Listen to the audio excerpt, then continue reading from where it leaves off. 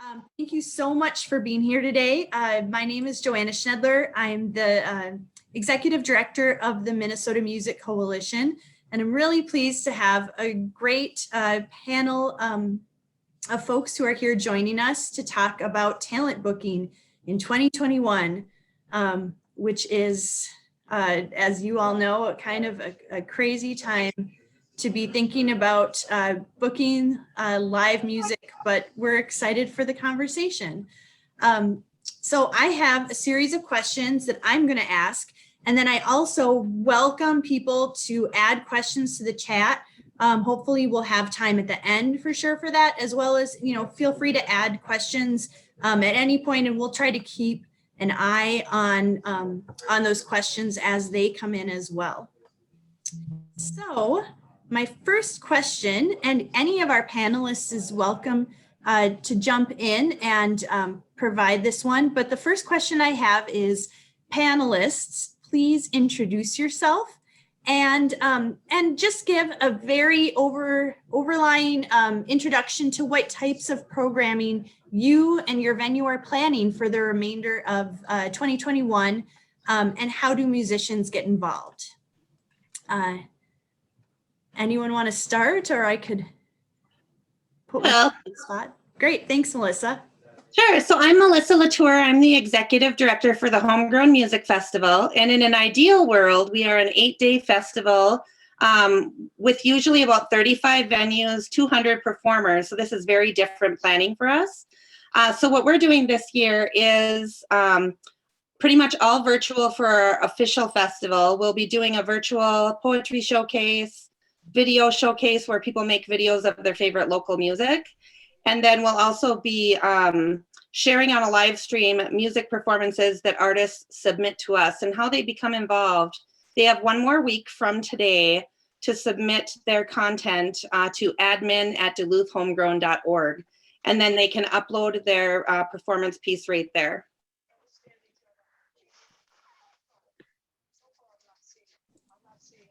Thank you. Who'd like to go next? I'm Nate Dungan from the Minnesota State Fair Entertainment Division. And I can just say the situation right now at the fair is where we have cautious optimism for being able to put on fair this summer. We rolled all our bookings forward from 2020 to 2021. So everything that was already in place is now rebooked for the corresponding dates in 2021. And yeah, right now, you never know what might happen in the booking world. A lot of kind of things can happen. So if something pops open, we'll be looking for replacements.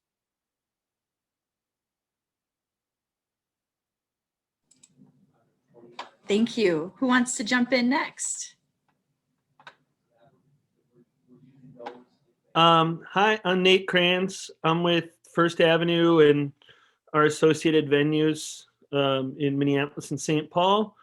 Right now, obviously, it's been a pretty challenging last year, but we're really looking forward to kind of a relaunch this year.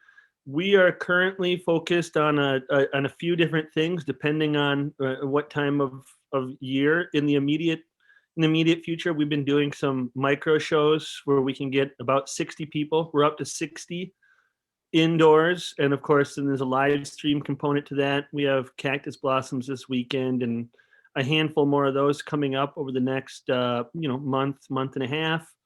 Of course, we're hoping that as we get into summer, outdoor opportunities will start to make a little bit more sense. And so when we get into July, August, we're doing a lot more, looking at medium size into full scale larger shows as we get towards the end of summer at our outdoor spots. And then we've really, we're hoping that when we get into September, we're able to get back into full capacity shows. And so we've recently, finally, after 13 months or so, started announcing and actually putting some new shows on sale starting in mid-September. So we've got our fingers crossed that there'll be enough vaccines and things out there that we can start getting back into that normal business from September on into the future.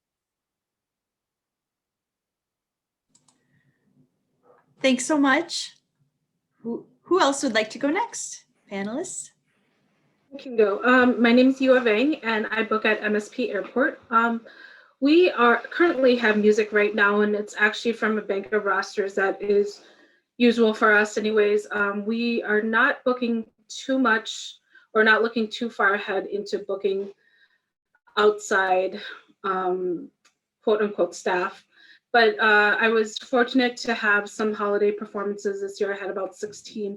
And we're fortunate because we are not a traditional venue. We have spaces for musicians, and travelers and guests can enjoy the music as they come by, or they sit in enclosed spaces. My goal this year is to open up performances again, have holiday performances, and usually I start booking those in July to August. And then along with that, I'm hoping to have our film screening room, we have performances in there too, and I'm hoping to open up those performances again this year. So. Thank you so much. Who is, I think, Chris, are you left? I am. I'm Chris Mozena. I'm with the Hook and Ladder Theater in the Mission Room. We just announced an outdoor series. I think it'll maybe total 50 shows from May through September, maybe the first weekend in October. As it stands, it's going to be about 160, 175 people per performance, as a mix of indoor and outdoor. And then beyond that, we share the cautious optimism of the rest of the gang here that we will begin migrating back indoors as weather dictates in the fall, and find ourselves closer to normal in terms of volume of shows and hopefully capacity. Thank you. Say, David, could I put you on the spot and maybe say a little bit about MMC's booking opportunities too, while we're doing that part of the conversation? Sure. Yeah, definitely. So currently we have a lot of live stream opportunities for our member artists. This includes our opportunity Artist Payday Fridays, which is through the St. Paul Neighborhood Network. We've partnered with them. The artists would go to their studio, and a live stream performance would be broadcasted from there. So that's been a great opportunity. Kind of continuing with the virtual gigs that we have available now, we have an MMC brunch showcase, which is twice a month, and we feature 4 different MMC member artists. And then coming up in May here, we have the Minnesota Music Summit, which is kind of a mix of virtual and in-person events. And as we look towards the summer months here, we're actually thinking of doing some outdoor programming. One thing is with the St. Paul Downtown Alliance, which is going to be a busking series. So we'll be bringing some street performing to the streets of St. Paul again, which is a partnership that we've had in the past.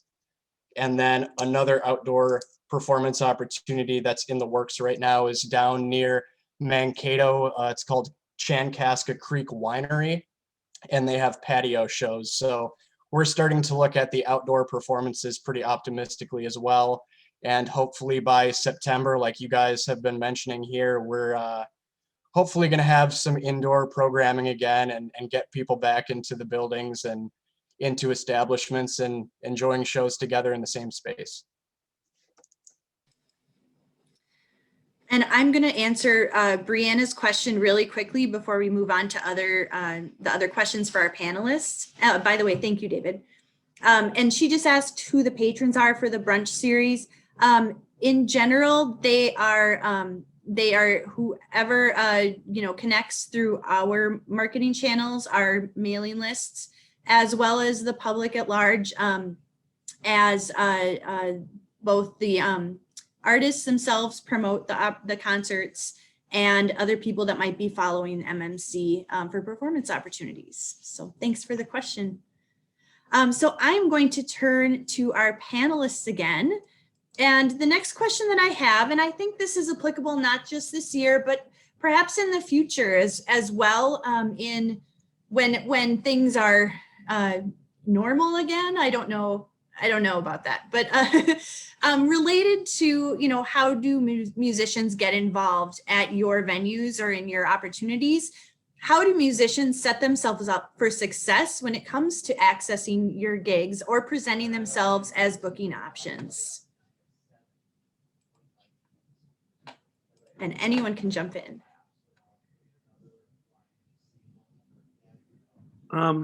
All right. So for us, we have a wide variety of different venues, ranging from Clown Lounge holds 50, 60 people up to the Palace Theater at 2,300.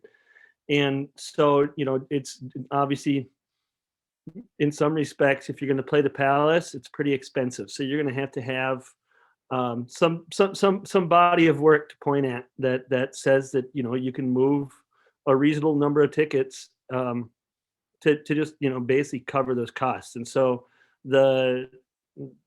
you're going to have to be pretty well established to get into a room like that, unless of course somebody feels like renting it out. Now beyond that, like at our more entry level rooms, it's more about kind of trying to get into networking with other people in the music scene. I know different venues kind of have different well, some of them just different genres, like the Dakota or whatever, but or maybe have a certain network of local bands or whatever that happen to come through their different places. And so much of on the local end, when those bills get put together, it's we might have a relationship with one artist, but then the support acts and things like that are oftentimes kind of brought to us through bands that we already have a relationship with. And that's their entrance to the stage, because they might have networked with band A that's headlining the 7th Street entry, and then they get an opportunity to open up. And then at that point, our staff can make a connection with that artist. And there's a chance to, meet them at the end of the night and for people to see that band and kind of get their foot in the door. Most of the local artists that, or I think I could say all of the local artists that we work with at our larger venues all came up in that way.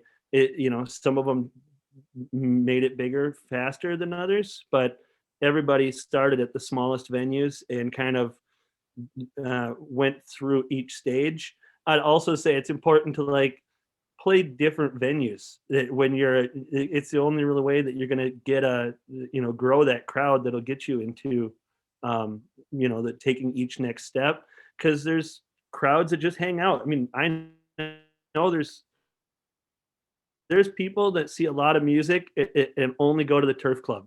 And I bet you Chris can say the same thing about the Hook and Ladder, whether they live in that neighborhood or whatever it is.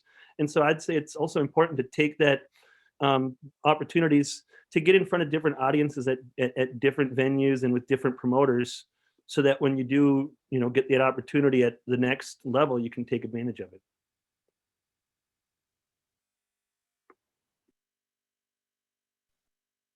And I agree totally on the networking piece. With being a local music festival, what we try to do, we maintain our database year round. And we have a lot of community members, a lot of venues, a lot of different organizations that will reach out to us throughout the year, looking for talent for their shows, their showcases, different events that they do. And that also allows us to look at what their current lineup is, if there is one yet, or if they're just wanting us to send people their way, and try to get that diversity and inclusion piece as well, and the accessibility piece, because some artists, they aren't always approached to play at different places. So we want to look at what the venue is or the area, make sure it is fully accessible to anybody that might want to play. But then just encouraging those artists to keep their information up to date too, because we might have a band member that left and that's the only contact that we have. So it makes it a little challenging to reach out to people to get them promoted if we don't have that current info. I'm always looking for different people for my series that I do. I do many different series, and some of it may be instrumental, some of it may be singer-songwriter. And I usually just ask for press kits. People send them to me, And then through that, I don't always book right away, but I like to have people on hand. So if I have anything open, I could be like, oh, this person's perfect for my series. And we are not a ticketed venue, so we offer guarantees to all artists that do come to play. So I would echo the networking angle as well. One of the detriments of being in these roles in this industry, at least in my example, is I find it very difficult these days to get out to other places and see entertainment. I'm always engaged in our operations or our advance or, you know, the activities going on in our site. So it's a increasingly rare and special occasions that I get out anyway. And in our example at the Hook and Ladder, we're a nonprofit, and we do have some avenues traditionally in our short time span of being around where there are series for emerging artists to get access to the stage. There are programs designed for that. The Minnesota Mission Possible is one example where artists can submit an application, and we set aside certain dates throughout the month where we put together a bill of 3 or 4 artists and offer them a stipend plus the upside of the door as well. Now, with that said, the pandemic and now this interim period that we're heading into, those opportunities aren't as plentiful at the Hook. We anticipate they will come back in the fall, but right now, due to the costs inherent with tents and outdoor gear, et cetera, our model is shifted a little bit to what Nate referenced earlier. There's got to be a kind of a reasonable expectation of ability to sell some tickets, and those ticket prices have gone up a little bit because of all the related costs that are above and beyond the regular course of business. So it's a unique time, and I fear there maybe aren't, at least in our example, as many opportunities for emerging artists, but I do feel that they will be coming back in the fall.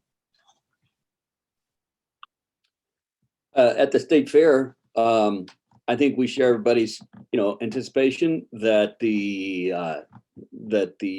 venues will open up again. We're very excited about that. I think we'd all agree there's plenty of pent-up demand out there for live music, and it will change. I think it will be different, and it's up to artists to figure out new ways to play and new places to plug in. And the operative word there is networking. It's always been about networking. And, at the state fair, though, I think we're a little bit different. We have maybe a little bit in common with Melissa because we're essentially a big, giant music festival. We're only open 12 days. So our concern when we're looking for acts is really about the live show. We're not so concerned about who's got a new record out or whose career is trending up or that sort of thing. We're really just looking for a good balance of live entertainment. So if you're an artist looking to submit to be considered at the Minnesota State Fair, the best thing you can do is give a really good idea of what your live show is like. Thank you. Awesome. Well, I think this is a great lead into our next question, which is, in terms of booking, what are some of the challenges that you anticipate musicians and artists having to face for the remainder of 2021? You've mentioned some of them, I think, already, but competition, smaller audiences, what are you seeing or thinking about? I know personally, whereas Homegrown in the past, we've been very focused on our festival programming period, and then the blinders kind of come up when the planning starts. But now we've realized that we're all a community, and the partnerships that we make within this entity are very important. So for an example, during Homegrown Festival Scheduling Week, usually we are very guarded about what can go on that week and what the venues will do because they all want to have our programming. But since we've gone virtual, we've really opened our door to being accepting of venues doing something outside of Homegrown because it's still supporting the artist. And that's what the important thing is making sure that those artists are supported. So, you know, just continuing to really look at the big picture and not narrow it down and get, I guess, too territorial during our event. Like the state fair, we're pretty much one event that goes on during the year. We do some ancillary stuff throughout as well, but the festival itself is our big one. So what we've noticed is the community has really come forward to support us. So they were very, you know, even though we went virtual, they were very welcoming of our approach, to where they're still wanting to sponsor us and they're still wanting to show our live streams in their venues if they're open right now. There's still some that aren't. So yeah, I think just keeping an open mind and really, you know, being passionate about the music and the performance part.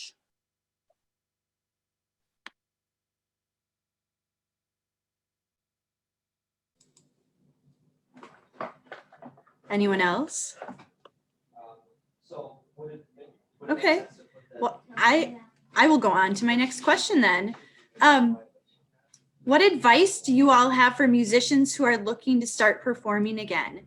And I think I'm going to add on to this one a little bit and just talk about, you know, for artists who aren't as connected. You know, I've heard a lot about connection and networking.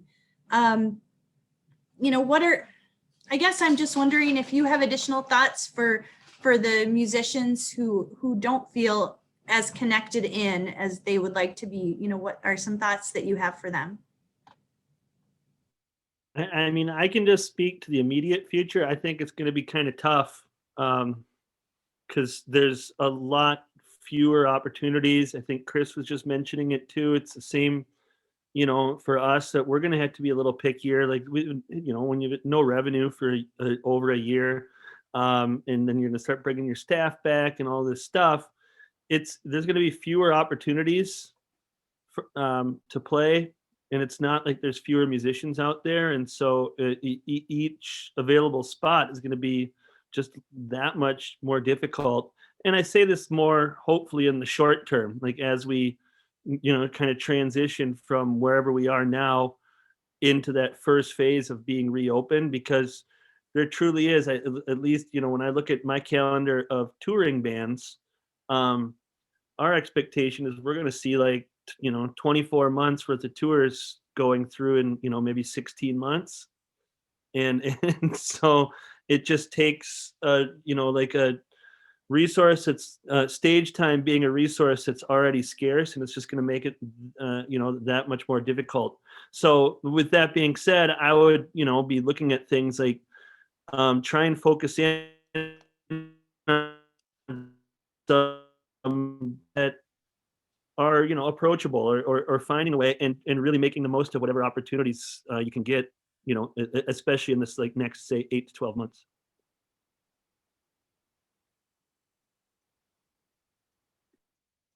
I would add to that, at least in our example, you know, for artists that aren't as well connected, and I think it is, you know, in the short term going to be difficult. I think in our example, where you can bring instead of just being an artist that may not be able to carry the night in terms of an audience draw, you know, and if you can't do some of the, if you can't connect with other artists to formulate, what we're looking for many times are events. And events transcend any singular performance. It's the concept that the whole is greater than the sum of the parts. And it may be a relationship with a foundation or a good cause, or it may be a relationship.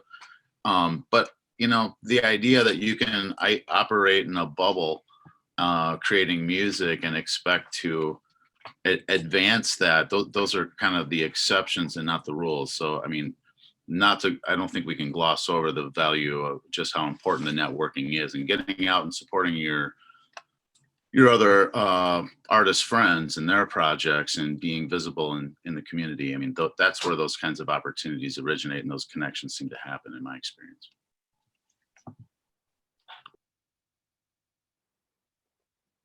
Yeah, I think if you're an artist that's looking for a gig and you're wondering how to do that, the most important thing you could possibly do would be to jump in the arena. Just go ahead, go to shows, go see other people's bands.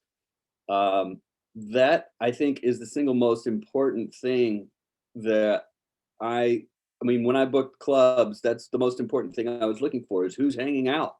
You know, if you get a call from a fella or a gal who has a band and they're okay, but they don't ever play on any other shows, they don't go out, they don't see anybody, nobody knows them, it's hard to say yes to that.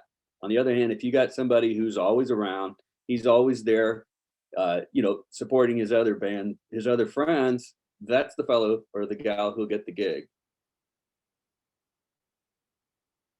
And you learn something too. Every time you go out and see a show, you learn something. Meet somebody, that kind of thing. Thank you. All right, I'm going to go on to our next question. Musicians have adapted well to the current climate, placing emphasis on virtual events and concerts. You know, are any of you doing virtual events? Are you considering continuing them into like 2021, 2022? Are you thinking about adding, you know, live streaming to your live events?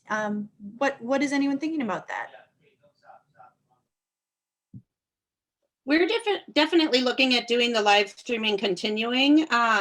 We did the precursor to Homegrown, the Homegrown Winter Fiasco back in January, and it was a trial and error run of our live streaming opportunities. And we heard some great feedback from people that had moved away that were no longer able to necessarily take in Homegrown or its ancillary stuff. And so that made us think that it would be really great to still have some sort of a live streaming element to our festival where people that weren't able to attend could still take in at least part of it. So I don't know that it will be the entire 8 days of it when we get back to what we were, but we'll definitely still continue to have that piece in there. And it also speaks to accessibility to be able to do that, you know, just for the exposure. I mean, I think that we're going to continue doing live stream. I mean, I know we are because we have a bunch of them booked. As far as into the future, after we're back to doing normal business, I think that there will be some sort of a live streaming piece. I don't know exactly what that looks like at our level. We've talked with the, you know, there's different people out there that have wildly different ideas. I can say part of me kind of hopes that we can continue live streaming maybe on the smallest end of the spectrum so that the artists that, you know, are trying to kind of break through or whatever have that opportunity. So like they're not limited to just the 100, 150 people that, you know, are in the 7th Street entry on any given Tuesday night. But yeah, I certainly think that it's been a nice kind of stopgap. I personally am getting pretty sick of watching shows on TV. I want to have a beer and stand next to somebody and you know, hear real applause. But I do think that like work from home, I don't think it's going to go away. Just like flipping a switch once you know, we're back in, quote unquote, back in business. I can say that we have kind of run our course at the Hook with indoor streaming shows. Our little outdoor series this summer will, on a show-by-show basis, we're evaluating the viability of a stream. We love the accessibility that it provides. We love that it's an additional revenue line item on a settlement for an artist. All those things seem to make sense, and it seems to me it'll be around in some shape or form over the years, and some of those magical moments that happen on the stage may be captured as a result, and those of us who weren't able to be in the room on a Tuesday night maybe can go back and visit those magical moments. But I think it's here, and we are planning to install a few cameras inside of the theater while we're outside this summer, in anticipation of perhaps capacities going up and down in the future, not knowing what the variants and everything holds. if that is the case, we'd like to be in a position to be able to both have unobstructed view of a live audience and, you know, the ability to deliver shows into the home.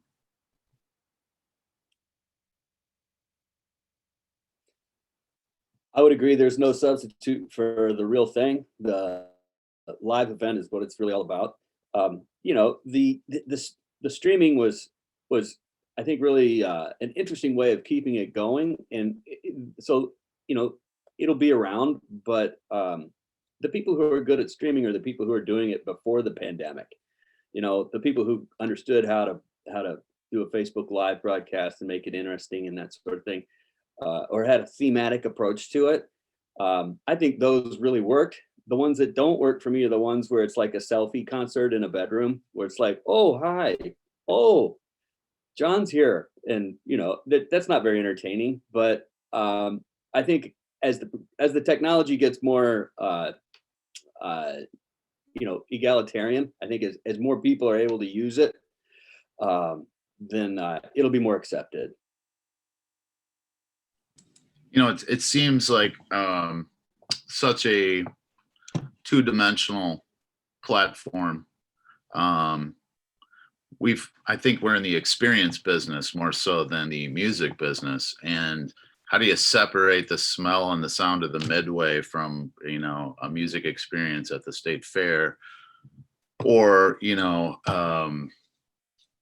yeah, it just seems there's a limited amount. No, it's a magical thing that happens at a live show, but you know, some people have been pretty successful. I've had I think a really good run with the live stream shows, and I see our friend Sarah Morris is on here, and she does a great job of her home broadcasts, her live broadcast from her bathroom. The Toilet Tune series is terrific, and see, that's an example of somebody who takes you were basically already doing that, I thought, right, Sarah? I think that was something that you'd kind of come up with as just as a way to keep your momentum going.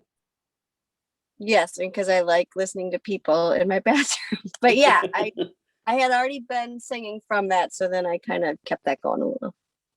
Thanks. Well, and someone in the comments said, let's get some VR shows going. I can think of at least one digital venue that's in the works, and I think they want to have some VR tied to that, so we'll keep looking out for that one. But a side question came in that I wanted to touch on. I think this is also a good one. A lot of venues and festivals have an online form, contact info for art submissions. What percentage of the time do you actually pull from those responses? If you do book from those submissions, what catches your attention? We use those almost entirely for our lineup. What catches our attention, we have a steering committee of about 15 and a board of 6. We actually view the content to make sure that it's local and fits within our criteria of our festival. And then we also look at the history. Have they played the festival in the past?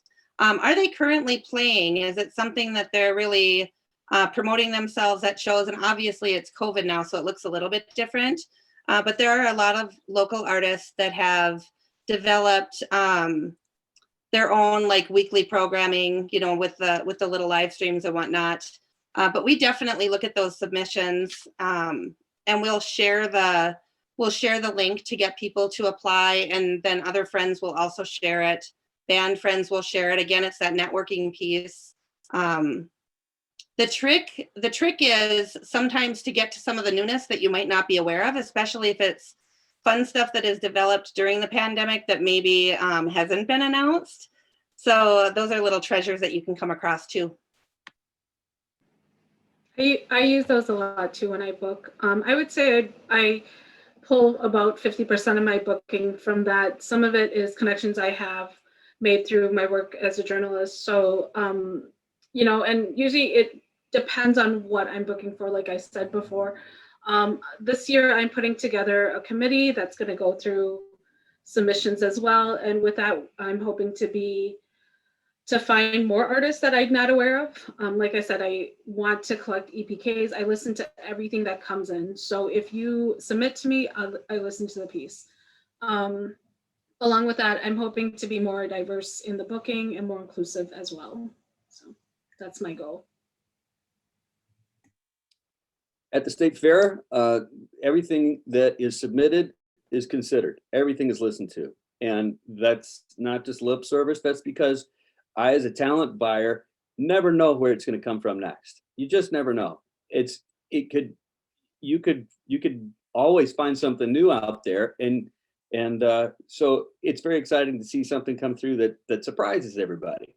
So the biggest thing to consider, though, is if you're submitting one of those, is to try and find the connection to the venue you're playing. If it's just a blind box ad to you, then you're taking your chances that there will be that the talent buyer will see the connection. So if you're able to say, it's like an analogy, I am to you as bread is to butter. You're trying to make a connection here and say, we go together like peas and carrots. If you book my band, we will be a match made in heaven. That's what you're trying to convince somebody here. That if you just send it in and say, this is my art, now book me, your chances are rather slim.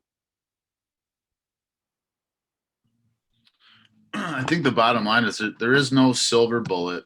There is, in our example at the Hook, we do have pathways outside of, traditionally playing your way up to a Friday, Saturday night top billing. There are opportunities for emerging talent to get on stage and begin having those experiences. And we do use a submission process almost exclusively for those applications. So I would absolutely encourage artists to pursue those, but don't do them exclusively. Do all the other things that have been discussed here and actively participate in, they call it a music community for a reason. And if, like we talked about earlier, supporting shows, going to shows, supporting other artists and sharing your work and collaborating with people, it's pretty funny. The lifespan of a band in our community may not be that long, but the career or the lifespan of individual artists is long, and they meet and they form new projects and side projects, and you never know what's going to catch fire or resonate with an audience, but continuing to, go to work and do those activities is what's going to yield opportunities in my experience. One thing I want to add is when you're submitting, make sure you have really good quality recordings. I get a lot of recordings that you're just like, why did you submit this? I think some musicians, are not ready to submit yet. So be aware of that too. But I think that's one thing that you can do is just have something that we can listen to, that we're going to be able to hear past the noise. So. Well, and I want to jump in there, and I hope I don't put you too much on the spot with this, but at our music summit last year, you were part of an awesome panel about press kits.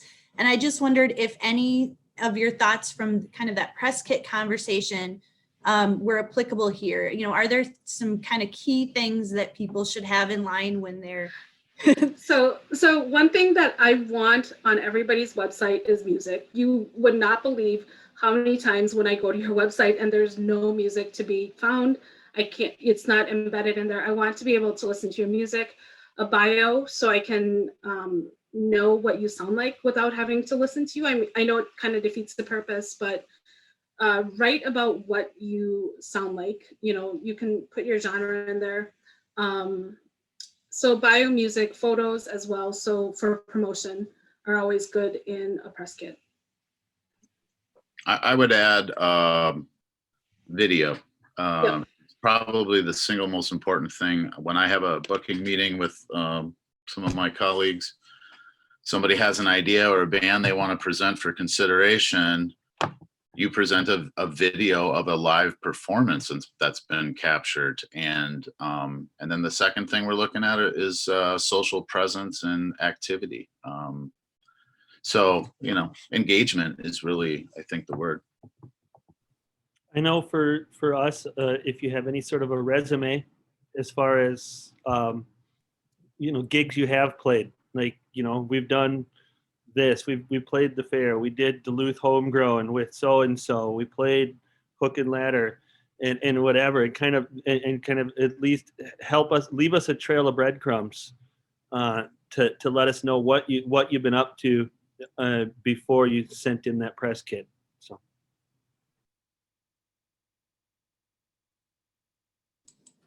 Awesome. All right. Well, my next question is, what else are you all thinking about in your booking roles as we consider collectively as an industry how our music community can be more inclusive, more equitable, and more transparent?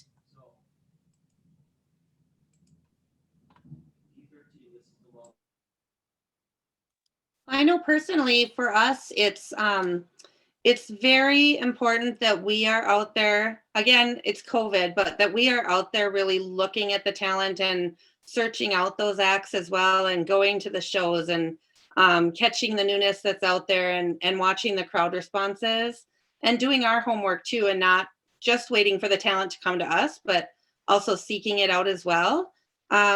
We also do some surveys to the community, and it's a good opportunity for people to share what they might be aware of that we're not. Maybe they caught, a busker on the corner and they're amazing and we just haven't seen them because they haven't gotten to a venue yet. So definitely having our own presence out there and doing our due diligence to support the artists.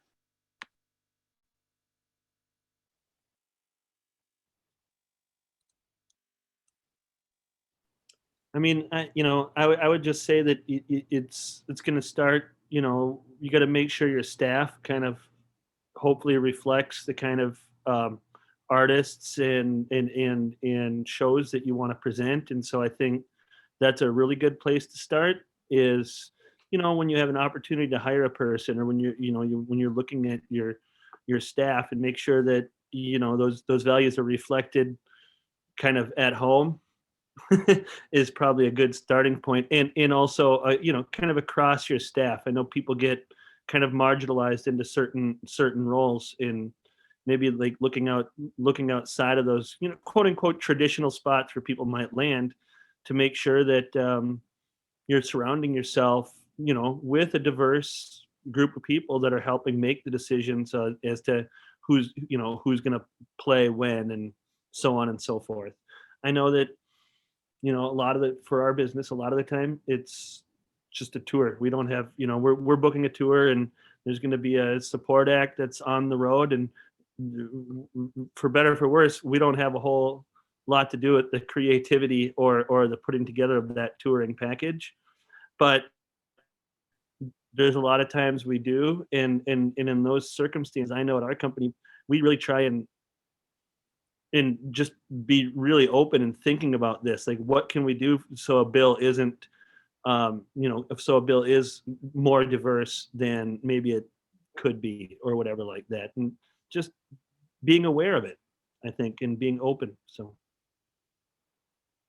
at the state fair, I think part of the mission of the state fair is to reflect Minnesota, and to make the fair as inclusive as possible.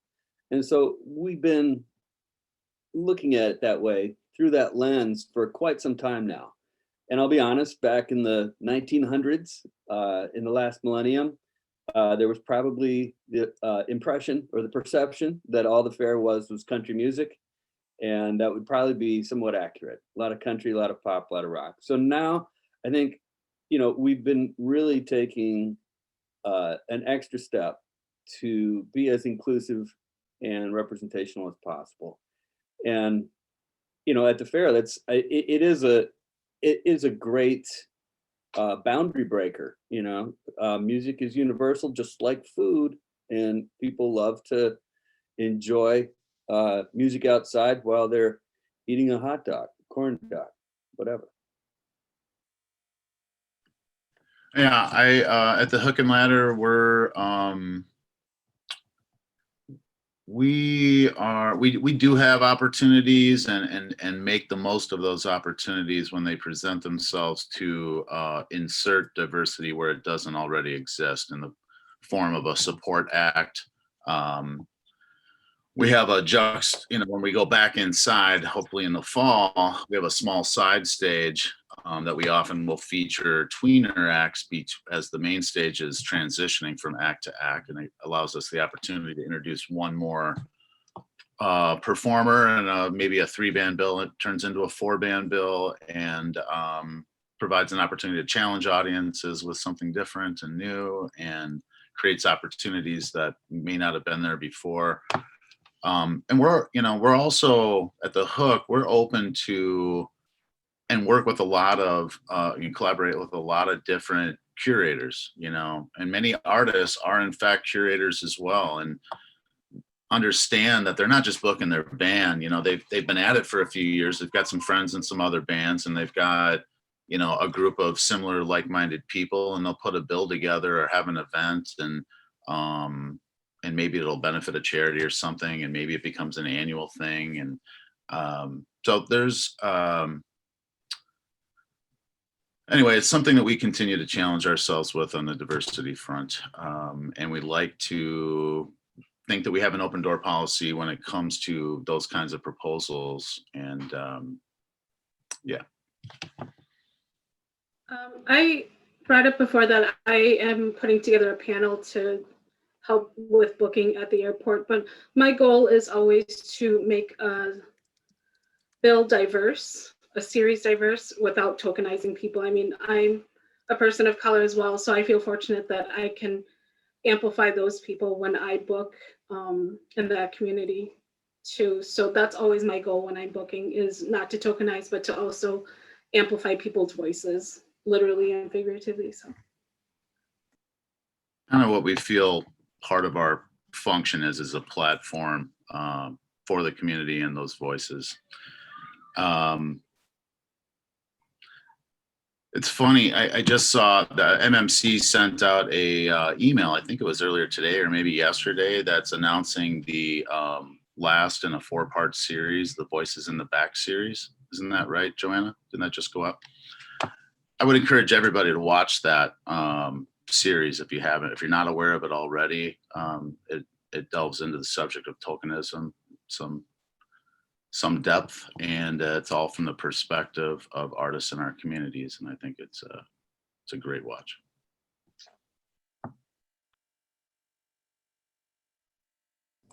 Thanks, Chris. I'll put a link in the chat. Do we have any questions? And thank you everybody for your responses. Do we have any other questions for our panelists from our attendees? Okay, we have a question. Are you looking for volunteers for future events? Anyone looking for volunteers?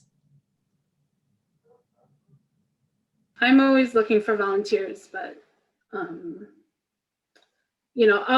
can put my email in the chat. So if anybody wants to reach out to me, they're welcome to do that too. So. The Hook and Ladder has identified a need for 3 to 4 volunteers at every outdoor performance this summer. Simple ushering and then kind of rotating traffic position polices, make sure people are moving the right one-way directions, and several of them afford you the opportunity to enjoy the show. We will be publishing some information in the coming week or two on how to get involved.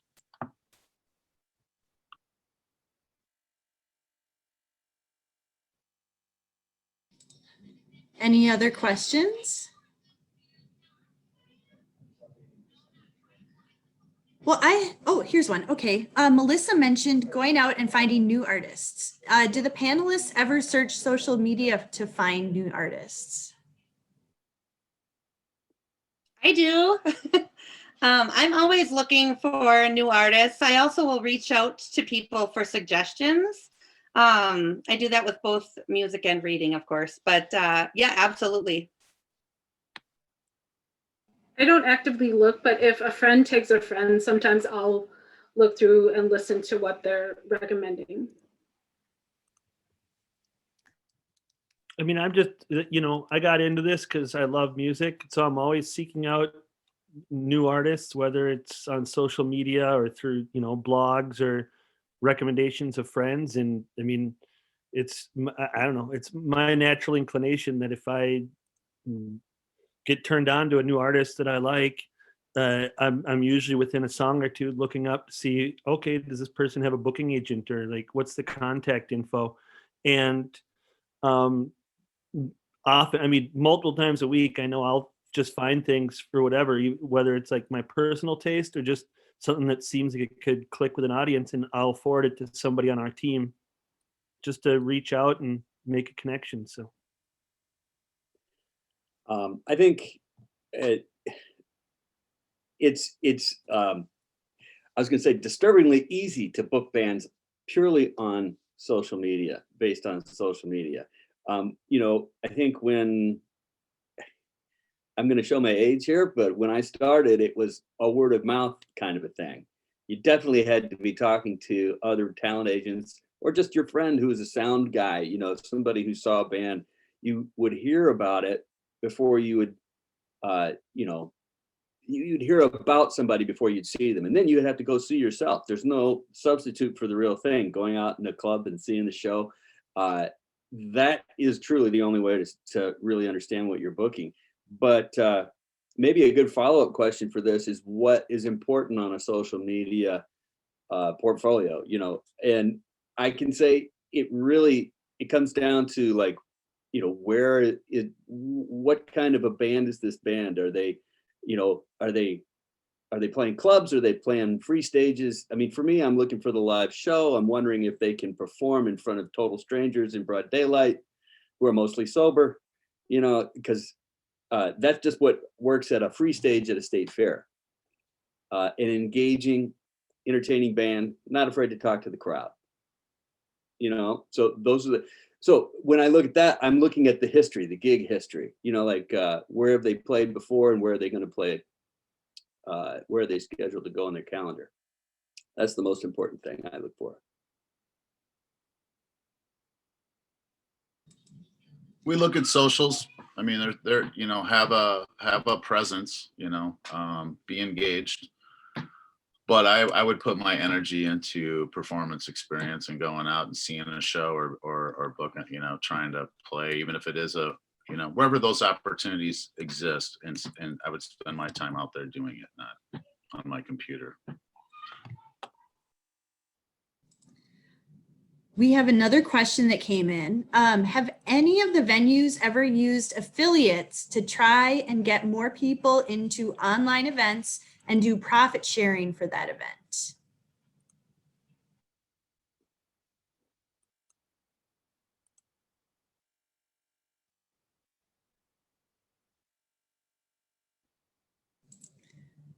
No, that's interesting concept. It's not one that I had kind of heard of before. Is it something that any of you are aware of or have considered? I've never heard of that, but I think it's a great idea. We have been on the other. Sorry, go ahead. Oh, I was going to say, we've been on the other end of that relationship for a lot of artists in the last year, whereby we've helped promote their live streams through our social channels or email blasts. And then for whatever, whoever buys a ticket through our individual affiliate link, you get a very, very small amount of money. But like we've done several of those, but we have not worked with anybody in reverse to do the same for live streams that we've worked on. I think it's a great concept. It's something that we could probably look into doing. The staff for performing arts is just me at the airport. So that's something that I'd love to consider.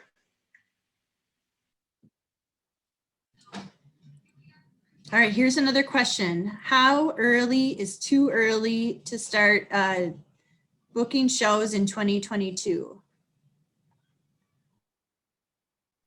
Our calendar is filling up real fast, like out through about June of 2022 already. So I would have said, for a lot of our stages, last December.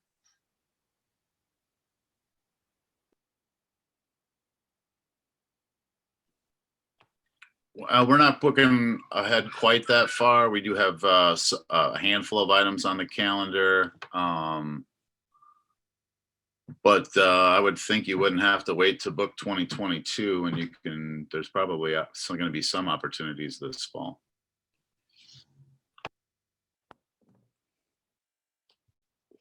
It's kind of tough at the state fair to take in applications all the time because we're only open 12 days. So our booking is generally finished by January, February. But that being said, you know, I can leave my contact information in the chat too. And if you have questions about gigs at the fair and how to apply, I can certainly answer them. Thank you. Yes, and if any of the panelists want to either put contact information or how to, you know, where to apply, it links in the chat. That would be really great. We have another note here in the chat that says, I'm the community engagement guy for MSpin from Hennepin County Library. And we have over 300 Minnesota artists on our roster. If anyone on the panel is looking for artists, we're a great place to start. Thanks, Jeff. I can vouch for Jeff. I know Jeff. We've hosted a couple MinSpin events. They have a very cool little portal through the Hennepin County Library that allows our users to access over 300 Minnesota artists' full records, pay the artists for the right to use that content, and then they host a series of launch events. The ones we did were streaming most recently, but they do create some performance opportunities for artists as well.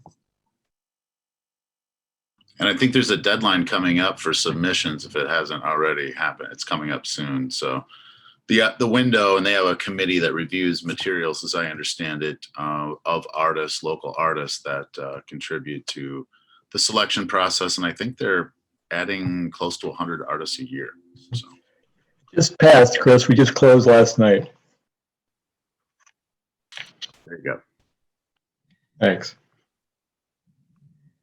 Well, and I will also jump in and add that we will be opening our Caravan du Nord application pretty soon, probably in about a month from now. So you can all look out for that as well.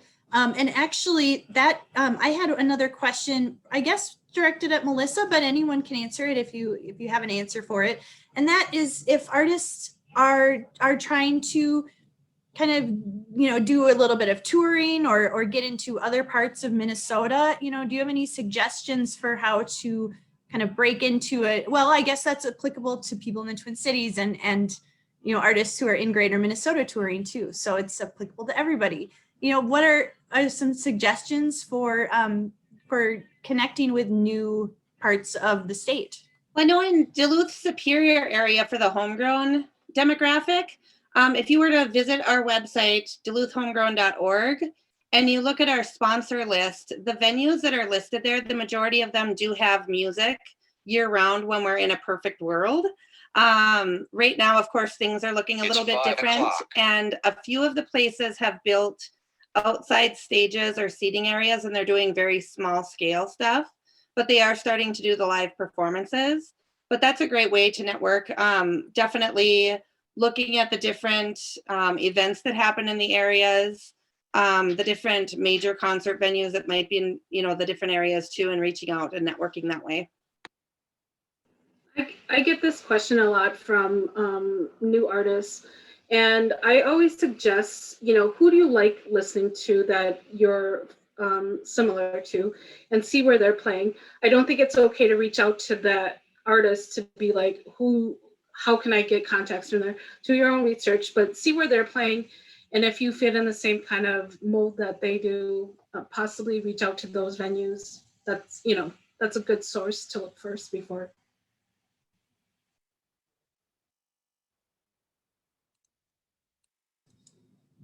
Thank you. I was going to say, that's the name of the game, is birds of a feather that flock together. As a booking agent, you're looking to try and put like with like, or complementary with complementary.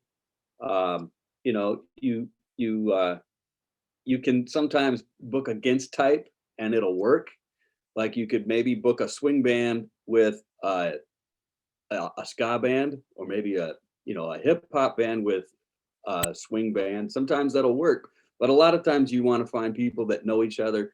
They want to celebrate a birthday party or get together, for a seasonal celebration or something like that.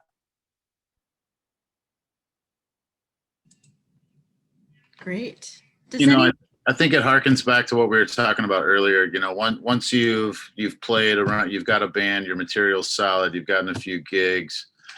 The reason you're going, in my experience, bands trade gigs. You go to the entry or the turf club enough to see enough bands that you like. You find out they're from Madison or Milwaukee or Chicago, and it's eventually maybe you share a bill together and you start talking about hitting another market and trading gigs where they've got an opportunity, and that's how you develop a market. But it takes effort, takes time. But the good news is it happens in clubs, and it's usually a lot of fun to do these activities, so it's not hard work. Wonderful. Well, it is now 5 o'clock, so our hour is up. I am so appreciative to all of our panelists for all of this insight. Thank you so much. We are recording this, so this will be available on the MMC YouTube channel in the near future. So you can share it with the other people that might have missed it today, or if you came in late and want to catch some of the beginning or what have you. But again, thank you so much, everybody, for joining us today. Really appreciate it. And I think one of the best things we can all do this year, as we feel safe and ready to do so, is to get out there and enjoy live music.